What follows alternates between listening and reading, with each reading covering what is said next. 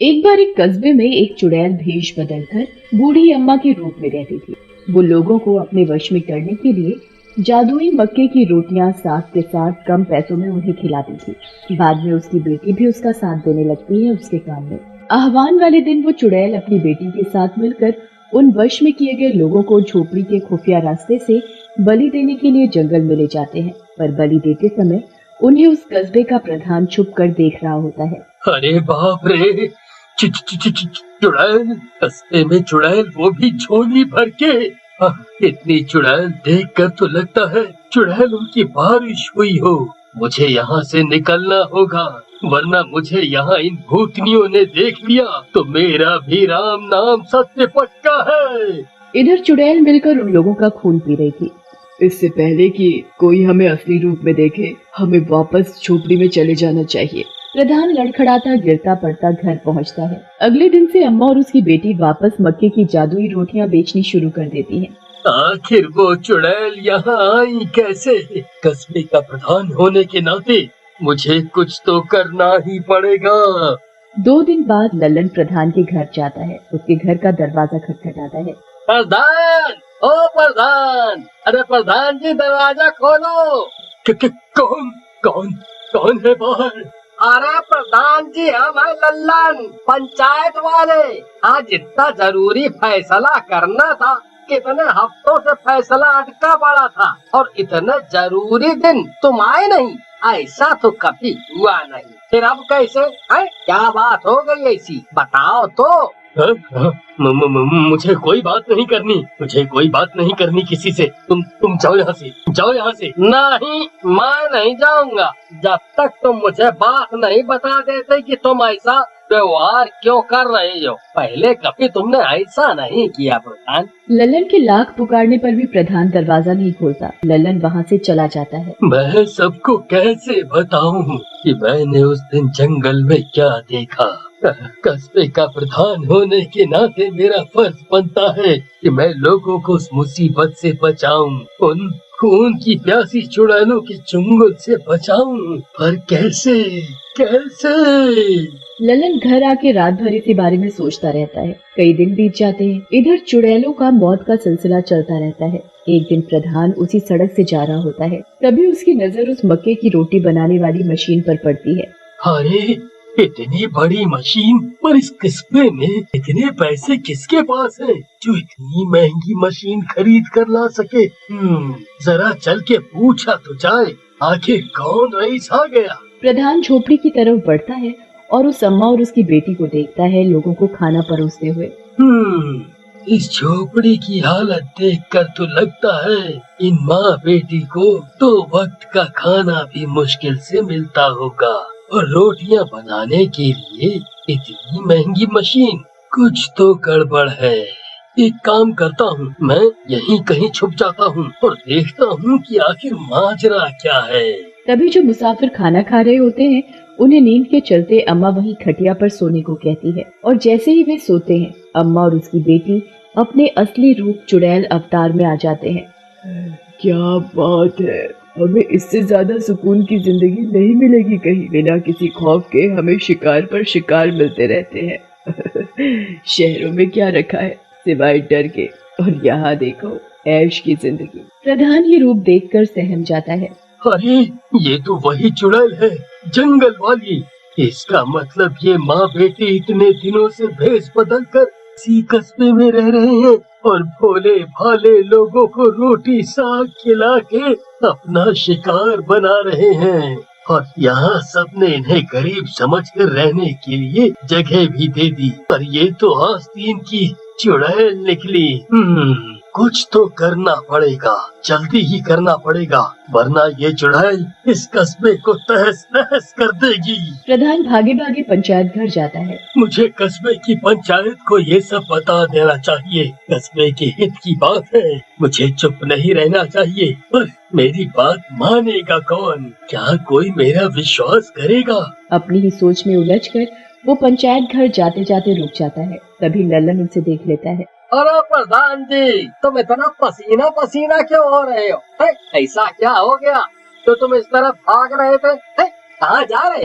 क्या करूं? इसे बताऊं या नहीं? ये मेरी बात मानेगा भी कि नहीं? अरे प्रधान जी कहाँ खो गए? देखो लल्लन, मैं तुम्हें अब जो कुछ बताने जा रहा हूँ उसे ध्यान से सुनना और समझना। फिर प्रधान लल्लन को उस जंगल में देखी पूरी घटना बताता है। फिर आज जो कुछ भी उसने देखा वो सब विस्तार से समझाता है। लल्लन ये सब सुनकर दंग रह जाता है। ये तुम क्या कह रहे हो? चुड़ैल हमारे कस्बे में? हाँ, मैं सच कह रहा हूँ। मुझे पता है कोई मेरी बात पर विश्वास नहीं करेगा, इसीलिए मैंने अभी तक किसी को कुछ नहीं बताया। पर जो मैंने आज देखा वो खतरनाक है। भोले भाले लोग उस चुड़ैल की जादुई रोटियों के जाल में फंसकर मर रहे हैं और पंचायत का हिस्सा होने के नाते हमारा फर्ज बनता है कि हम कुछ करें और इस मुसीबत से सबको बाहर निकालें। बात तो तुम्हारी सही है, तो क्या करें? सारे पंचों को बताएंगे बात है? नहीं लल्लन, अगर ये बात जरा भी फैली तो लोगों के मन में डर बैठ जाएगा और मैं नहीं चाहता कि ये दहशत लोगों के मन में जाए। हमें ही कोई रास्ता, कोई तोड़ निकालना होगा। बहुत सोच विचार कर वे एक योजना बनाते हैं। अब चाहे जो हो जाए, हम सबको इन जादुई रोटियों से आजादी दिला के ही रहेंगे। हाँ। फिर वे लोग एक मंदिर में जाते हैं। वहाँ उन्हें एक बाबा मिलता है। वो बाबा को चुड़ैल के बारे में सारी जानकारी देते हैं। बच्चा, तुम लोग चिंता नहीं करो, बुराई कभी भी अच्छाई पर हावी नहीं हो सकती। इसका तोड़ जरूर मिलेगा। बाबा अपनी सिद्धिपूर्ण किताब खोलता है और उस मुसीबत से निजात पाने का तोड़ ढूंढने लगता है। काफी तर्क वितर्क करके बाबा एक नतीजे पर आता है। बेटा, जो जादू अन्न के सहारे इंसानी खून में मिलाया जाए उसका तोड़ बहुत मुश्किल है पर नामुमकिन नहीं। एक बार फिर सोच लो, ये बहुत खतरनाक है। इसमें तुम्हारी जान जाने की भी नौबत आ सकती है। प्रधान और लल्लन बाबा की बात सुनकर एक दूसरे की शक्ल देखने लगते हैं। फिर कुछ लम्हा रुककर दोनों लंबी सांस खींचते हैं और कहते हैं, हम पंचायत का हिस्सा है। कस्बे वालों ने हमें अपनी सुरक्षा के लिए पंच बनाया है। अगर हमारे रहते हुए भी उनकी जान की सुरक्षा हम न कर पाए तो तू है हमारी जिंदगी पर। क्या मुंह लेके भगवान के घर जाएंगे ये अपना फर्ज भी ढंग से ना निभा सके?